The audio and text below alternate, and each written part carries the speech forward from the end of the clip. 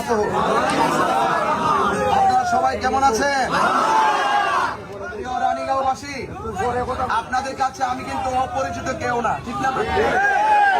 আমি 22 বছর ধরে আপনাদের মাঝে ধর্মের প্রচার করে আসছি, ঠিক না বেঠে? 22 বছর ধরে যতগুলো দাওয়াত আমারে করেছেন আমি কি মিস করেছি? এখন আমি আপনাদের সাথে আত্মশুদ্ধির নেপথ্যে দীর্ঘদিন পর্যন্ত আপনাদের সাথে চলাফেরা করতে করতে আপনাদের সাথে আমার ধর্মীয় সম্পর্ক, আত্মার সম্পর্ক, মনের সম্পর্ক হয়েছে, ঠিক কিনা বলে?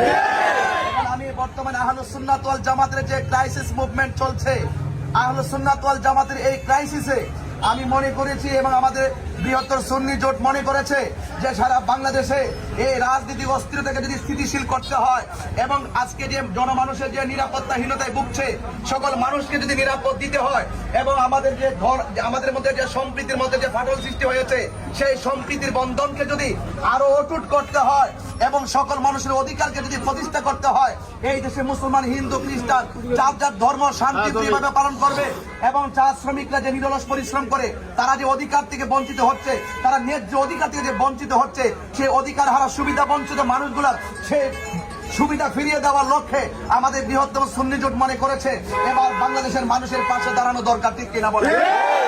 আমাদের বৃহত্তর সুন্নি জোটের পক্ষ থেকে তারা আপনাদের মাঝে আপনাদের খেদমতের জন্য, আপনাদের সেবা দানের জন্য তারা আমাকে এখানে মনোনীত করেছেন।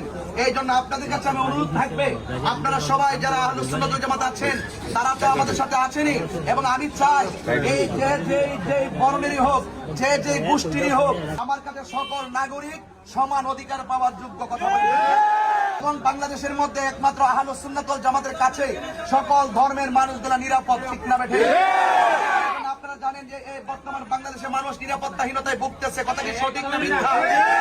আজকে দেখেন হাদির মতন একটা লোককে তারা প্রকাশ্যে গুলি করেছে, সে মারা গিয়েছে, আজকে তার জানাজা হয়েছে এবং আমাদের শহীদ রইসউদ্দিনকে তারা নির্মম ভাবে প্রকাশ্য দিব্যিলকে মেরে ফেলেছে। এই জন্য আমি মনে করি মানুষের নিরাপত্তাটা সবার আগে দিতে হবে, কথা বলে। আপনি যে মতেরই হন, আপনার সাথে আমার মতের অমিল থাকতে পারে, কিন্তু আপনার জান আমার কাছে নিরাপদ থাকতে হবে, ঠিক না? এই জন্য আমাকে যে প্রতীক দিয়েছেন, মোমবাতির প্রতীক, আপনারা সবাই আপনারা আমাদের পাশে থাকবেন, সকলে সবান্ধবে মিলেমিশে থাকবেন। আবার আসিব ফিরে এই রানীগাঁওয়ের তীরে ইনশাআল্লাহ নোটিশ করে আপনারা আমার জন্য দোয়া করবেন। আমি শুধু আপনাদের দোয়া এবং ভালোবাসা চাই এবং আধুনিক ভাবে গড়ে উঠুক চূড়ারোগের মাধ্যমে মানুষের জনপদ। আল্লাহ যেন আমাদের সকলকে কবুল করে বলে আমিন। দোয়া করবেন।